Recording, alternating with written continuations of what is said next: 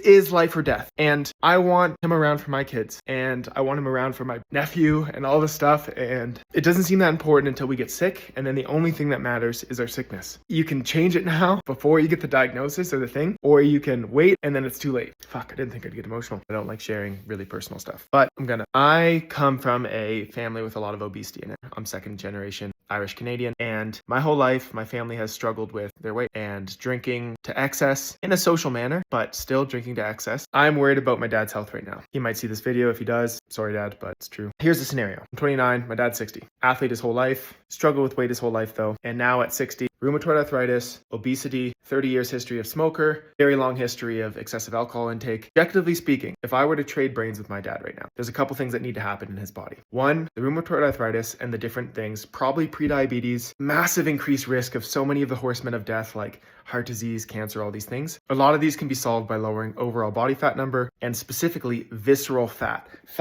around midsection. I know exactly what this man could do and should do, but should's a dangerous word. Hire a meal prep delivery service. He has the money for it. Have them cook your meals for 1 to 3 months. All high protein diet. Do an absolute gut of your kitchen. Get rid of all tempting, all foods that are non-conducive to your goal, and outsource your cooking for, let's say, a 3-month sprint to get some initial weight off. Part 2, I'm going to go on a GLP-1 drug. Not everyone should do this. Please talk to your doctor. I'm not a doctor. This is not medical advice. I've experimented with them myself. I have clients that have used them. And in this case, if I'm him, I'm going straight on trizepatide, which is Mounjaro. It is the preloaded pens. You can say, oh, this is like, you probably have an opinion. That's okay. I've done enough research to say that I'm comfortable in his opinion. And if I'm him, I'm going on a GLP-1 drug immediately and pairing that with the high protein diet that I just talked about. Step 3, I'm buying a supplement. I'm getting creatine monohydrate. I'm getting Creapure. It's a more pure form of it. I'm going to take 5 grams of that all the way up to as much as 20 grams of that per day, depending how much my stomach allows for. Step 4, I'm going to hire an awesome personal trainer because 2 to 3 times a week, full body personal training, 45 to 60 minutes a day is going to absolutely transform this man's life if he sticks with it for 3 months. Now, as a 60-year-old with knee injury history, all this stuff, you need someone who knows the shit. You might get injured. You might have tweaks. You need someone who's actually a career professional. I would find someone who is a unicorn and is really good. And number 5, I'm going to get myself a combo. I'm going to get a Whoop strap and a Garmin. The Garmin's going to help me with tracking things like going for walks, step count, any cardiovascular training, things I do like that. The Whoop strap's going to help me look at things like recovery. Every time I drink a bunch of alcohol, it's going to show me very clearly how much it impacts me. And I am going to start doing a daily weigh-in, which might seem extreme for some people. I'm going to do a weekly photo and measurement around my waist to see my overall circumference of my waist. And I'm going to do a monthly body scan. You can use something like an in-body scanner. You can use a bod pod. If you're using a DEXA scan, maybe you're using that once every